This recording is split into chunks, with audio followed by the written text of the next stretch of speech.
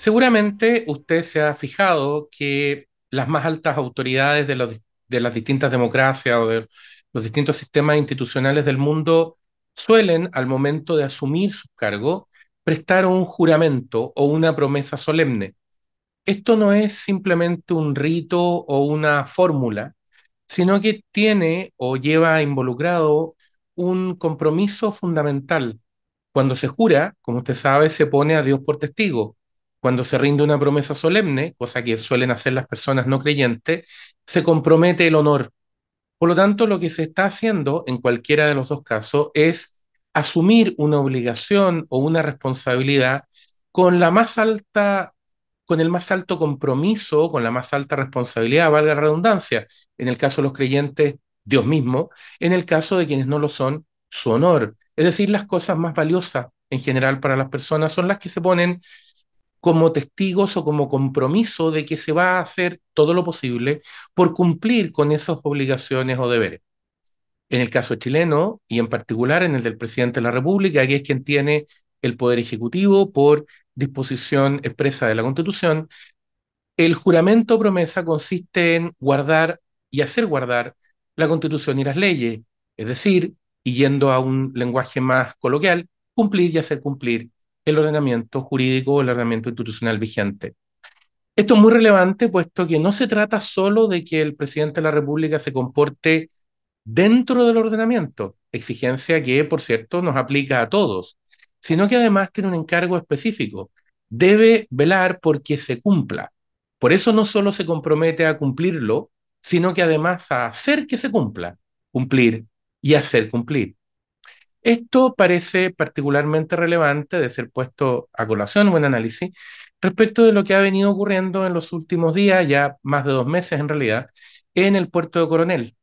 Usted se habrá enterado que hay una paralización y una serie de actos contrarios al orden institucional, de violencia, etcétera, que impiden el normal funcionamiento, la normal operación del puerto y que han llevado a estas alturas agria polémica entre la empresa a cargo y las autoridades competentes, diciendo en el fondo estas últimas que no les corresponde intervenir.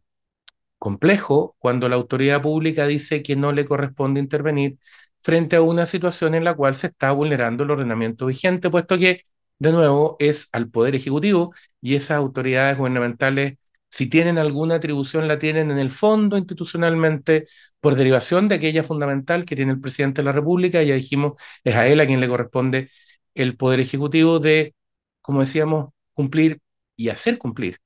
Por lo tanto, para el Poder Ejecutivo, el que se vulneren las leyes, el que se actúe con violencia, el que se afecten los derechos de terceros, el que se actúe de manera indebida, no es simplemente un dato o una noticia más, ni tampoco algo que se pueda resolver diciendo es un problema entre privados, puesto que su deber es asegurarse de que las normas se cumplan. Para eso está, para eso tienen los poderes que le corresponden. Por cierto, no esperamos que el gobierno entre a resolver un problema laboral. No le corresponde, no debe ser esa su tarea. No está para eso. Eso es un problema de las partes de un contrato.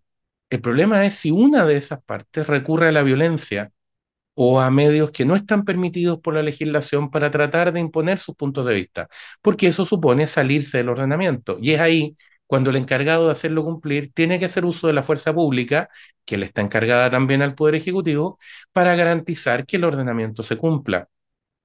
Dicho en otras palabras, si ya es discutible y conceptualmente complejo en que el ordenamiento admita que una de las partes de un contrato pueda negarse a cumplirlo como medio para tratar de obtener beneficio, sí, usted está pensando igual que yo en la huelga, es una institución muy rara, que admitamos que una de las partes diga simplemente, no, yo no cumplo con mi parte del contrato porque quiero presionar de esa manera, está bien, pero si hemos admitido, por las razones que sean, que eso se puede hacer, por lo menos entonces podremos exigir que eso, extraño al ordenamiento, en principio al menos, se haga dentro del marco que el propio ordenamiento fija. Y por lo tanto que no se traduzca en una excusa para los actos de violencia, para la presión indebida, para el asalto sobre quienes no quieren entrar en ese tipo de comportamientos o no quieren dejar de trabajar o quienes están dispuestos a trabajar cuando los demás no lo están, etcétera. Cuando se recurra a la fuerza, Eh, no es, por lo tanto, una actitud neutral, como algunos han pretendido sostener, el decir simplemente, no, yo no intervengo porque es un conflicto entre privados, porque al no hacer cumplir las leyes, lo que se está haciendo no es ser neutral, es validando el comportamiento de aquellos que se han saltado las reglas. Eh, para ponerlo a una comparación simple, si usted ve un partido de cualquier deporte y ve que uno de los jugadores o uno de los equipos empieza consistentemente a saltarse las reglas y el árbitro no hace nada al respecto, usted no va a decir que ese árbitro es imparcial o neutral, al contrario, va a pensar que ese árbitro está o favoreciendo indebidamente a alguien o aplicando muy mal el reglamento porque no está haciendo lo que debe, porque lo que debe es hacer cumplir el ordenamiento. Esa es su tarea. Por lo tanto, no es neutral cuando simplemente parece mirar hacia otro lado. No es neutral cuando deja que alguien haga uso de la violencia. No es neutral cuando no cumple su deber. Lo que está haciendo es validar esos comportamientos indebidos y generar, por lo tanto, la peor de las circunstancias o la peor de las realidades, que es sentir, para el que sí lo trata de cumplir, que no tiene sentido cumplirlo, porque ¿para qué? Si de todas maneras lo que se hace es respaldar o dejar hacer a aquellos que usan la violencia. ¿Para qué respetar el ordenamiento? ¿Para qué someterse a él si pararse no rendir? Ese dilema es probablemente de los más graves y de los que más daña el sistema institucional. Es mucho más grave eso generalizado dentro de la sociedad que un momento en que alguien pueda decir que la intervención de la autoridad para respaldar el orden como es debido y cuando es debido y dentro del marco legal puede ser un poco fuerte o quizás un poco dolorosa en ciertos casos. Si se está dentro del marco, simplemente se está garantizando aquello de que lo que prime sean las reglas, el orden, la razón al final de cuentas y no el mero capricho. Se ha dicho que uno de los problemas que enfrenta el gobierno actual es una crisis de confianza con el mundo empresarial, que hay una diferencia fundamental, difícil de resolver, situaciones equívocas, etcétera. Usted recordará frases desafortunadas en Icare, recordará declaraciones desafortunadas de algunos ministros que prefieren desarrollar actividades deportivas antes que participar en actividades formales de sectores de la economía muy importantes y tantas más. Pero no es eso solamente. Lo que parece estar todo, detrás de todo esto y que estos episodios de Coronel vuelven a poner sobre la palestra es más que eso, es más que un problema momentáneo, es más que lo que se podría considerar una mala educación, una falta de respeto, un error de protocolo o incluso una frase dicha fuera de contexto en un momento indebido, un error si se quiere. Es más, pareciera haber, y eso sería muy peligroso si fuera cierto, pareciera haber, digo, un prejuicio en contra de la actividad empresarial, en contra de la actividad privada, como si dedicarse a la actividad empresarial o dedicarse a la actividad privada fuera casi algo malo en sí mismo, que hay que tolerar, pero a lo cual no se puede respaldar, a lo cual no se puede defender. Porque si se hace eso, se está prácticamente pactando con el mal en sí mismo.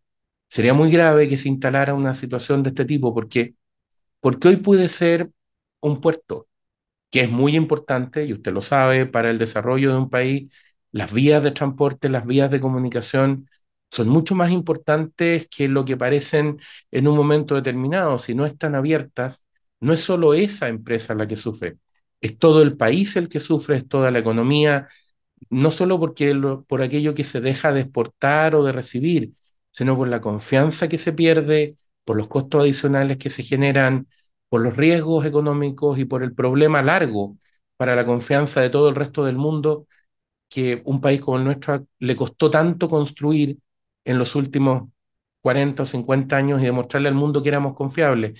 Eso se puede perder en muy poco tiempo. Pero no solo eso. Si detrás hay una suerte de prejuicio, insisto, una suerte de mirada negativa inicial, casi como si fueran no solo, parafraseando la película, los sospechosos de siempre, sino los culpables de siempre, aquellos que desarrollan actividades empresariales, entonces no se ve de qué manera se puede instar desde la autoridad, desde esa misma autoridad, a que esos a quienes se trata como culpables, después se les pida que colaboren, que contribuyan, que paguen más impuestos y que den más crédito como si en esos casos dejaran casi por milagro de ser los culpables que parecen ser para las visiones que nos gobiernan. El Líbero, la realidad como no la habías visto. Haz que estos contenidos lleguen más lejos haciéndote miembro de la Red Líbero.